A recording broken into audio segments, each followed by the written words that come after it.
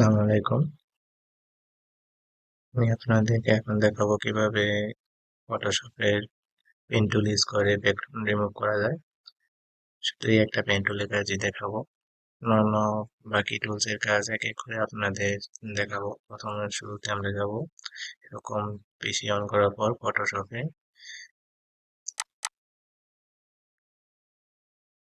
ফটোশপটা খুলে নিতে হবে।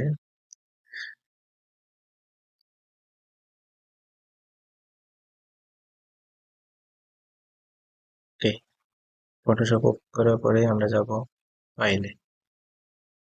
ফাইলে গিয়ে ওপেন। ওপেন থেকে আমরা যাব যেকোনো একটা ফাইলে। ফাইল থেকে আমরা আমাদের পছন্দ মতো কোনো একটা ইমেজ নিয়ে নিব। তো আমি প্রথমত একটা টি শার্ট দিয়ে দেখাবো আপনাদের আজকে। এটাকে একটু জুম করে বড় করে নেব যাতে ক্লিক আমাদের সিলেকশন করতে সুবিধা হয়। আমি এখানে অন্য কোনো টুলসে হাত দেবো না, সরাসরি আমি এখানে ক্লিক করবো পেন টুলে। পেন টুলে ক্লিক করার পর পেন টুল, তো পেন টুলে নেওয়ার পরে আমার মাউসের মাথায় এরকম একটা পেনের মতো চলে আসবে। আমি যেকোনো জায়গা থেকে শুরু করতে পারি। আমি চাইলে এখান থেকে যেকোনো জায়গা থেকে শুরু করা যাবে। তো আমি এখান থেকে শুরু করছি। এখান থেকে আমি ক্লিক করলাম। আসলে আপনারা এটা ধীরে ধীরে করবেন, আমি একটু তাড়াতাড়ি করে দেখাচ্ছি কারণ ভিডিওটা আবার লং হয়ে যাবে, তাই এভাবে ধরে মাউসের ক্লিক করে ধরার পর সারা যাবে না। এখানে এই বাড়তিটুকু কাটার জন্য আমাকে অল্টার বাটন ক্লিক করে এখানে প্রেস করতে হবে, দেন কেটে যাবে। তারপর সেম ভাবে মাউস না ছেড়ে আমি এটাকে ব্যাক করে নেব। পরে আবার এখানে অল্টার বাটন ধরে ক্লিক করে বাকিটুকু কেটে নেব। সেম ভাবে এখানেও এখানে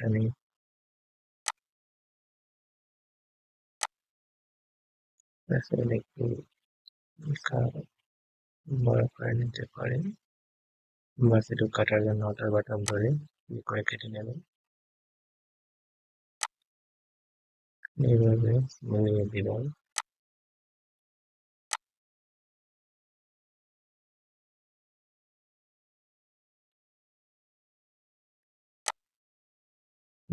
এখানে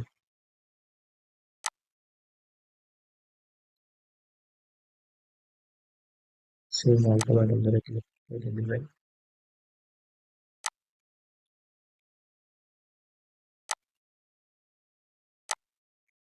মাউসের বাটন না ছেড়ে ব্যান্ড করে নেবেন। ব্যান্ড করে এনে নেন, বাকিটা কেটে নেবেন।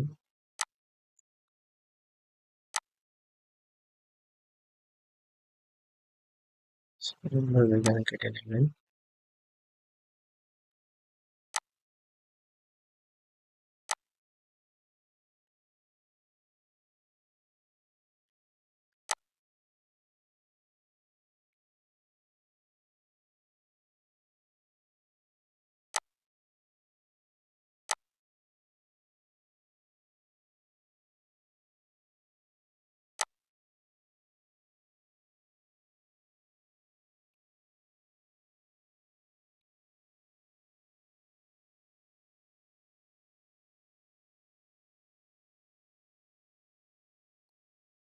মাথা থেকে শুরু করেছিলাম, এখান থেকে ঘুরে আবার এই মাথায় সেটা লাগিয়ে দিতে হবে।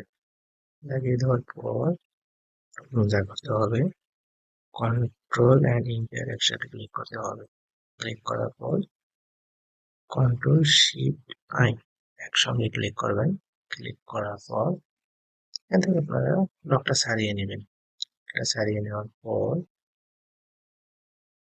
এখানে আপনারা ডিলেটে ক্লিক করলেই এখন ব্যাকগ্রাউন্ড কেটে যাবে। ব্যাকগ্রাউন্ড রিমুভ হয়ে গেল। আমি এখানে ব্যাকগ্রাউন্ড দেওয়ানোর জন্য আমি যে কোনো একটা নিতে পারবো। এই সিলেকশনটা উঠিয়ে দেওয়ানোর জন্য আমি কন্ট্রোল এবং ডি প্রেস করার সাথে সাথে সিলেকশনটা উঠে যাবে।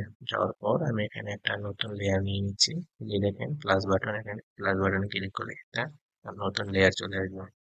এই নতুন লেয়ারটা আমি কোনো একটা কালার দিয়ে নেব। কালার দেওয়ানোর জন্য আমাকে অল্টার অ্যান্ড ব্যাক স্পেসে ক্লিক করতে হবে।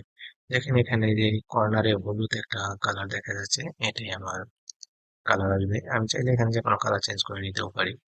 যেমন এখানে ক্লিক করার পর আমি চাইছি যে এখানে পিঙ্ক কালার নেব। পিঙ্ক কালার নেওয়ার পর এখানে ওকে করে দেবো। এখন অল্টার আর ব্যাক স্পেস ক্লিক করলে এই কালারটা চলে আসবে, কিন্তু আমার টি শার্টটা হারিয়ে গেল। টি শার্টটা আমার খুঁজে আনার জন্য এই যেখানে দেখতে পাচ্ছেন লেয়ার, আমার টি শার্টটার নিচে এবং কালারটা উপরে, ব্যাকগ্রাউন্ড কালারটা, তো আমি এটা ধরিয়ে ব্যাকগ্রাউন্ড কালারটা নিচে নিয়ে আসবো। দেখেন এখন আমার টি শার্টটা উপরে চলে আসলো। আমি চাইলে এরকম যে কোনো কালার আমি চেঞ্জ করতে পারবো। এখানে যে কোনো কালার, আমি চাইলে অনেকগুলো কালারও দিতে পারবো। আরেকটা লেয়ার নিলাম, আরেকটা লেয়ার নিয়ে আমি সেখানে দিব আপনার এই সবুজ কালারটা দিয়ে দিলাম। ওকে, তো অল্টার ব্যাক স্পেস ক্লিক করার সাথে সাথে কালার চেঞ্জ হয়ে গেল। তো আমি এখানে যে কোনো কালার যে কোনো সময় চেঞ্জ করতে পারি। ঠিক এইভাবে মানে চাইলে এরকম এরকম করে নিতে পারেন। তো ছিল আমাদের জন্য টিউটোরিয়াল। তো আপনারা হয়তো জানতে চাইবেন যে এটা আপনারা কিভাবে সেভ করবেন। সেভ করার জন্য এখানে জুম জুম আউট করে নেবেন। জুম আউট করার পর এটাকে আপনারা একটা গ্রুপে করে নেবেন। গ্রুপ করার জন্য এখানে রাইট বাটন ক্লিক করার সাথে সাথে এখানে দেখেন গ্রুপ ফ্রম লেয়ার, এখানে ক্লিক করলে এটা গ্রুপ হয়ে যাবে। গ্রুপ হয়ে গেল। তো এটা আপনারা সেভ করার জন্য যাবেন ফাইলে। ফাইলে গিয়ে এখান থেকে দেখেন সেভ, সেভ এস, আপনারা দুইটা যে কোনোটাই করতে পারবেন।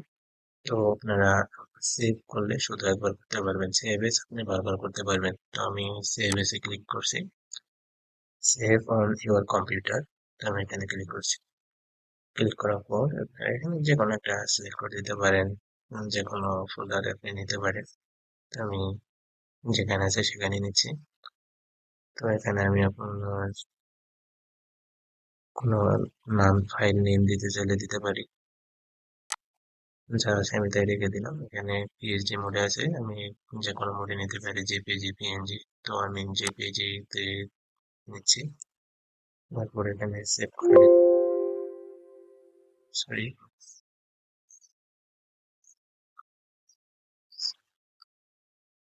সেম নিয়ে আর এখানে আছে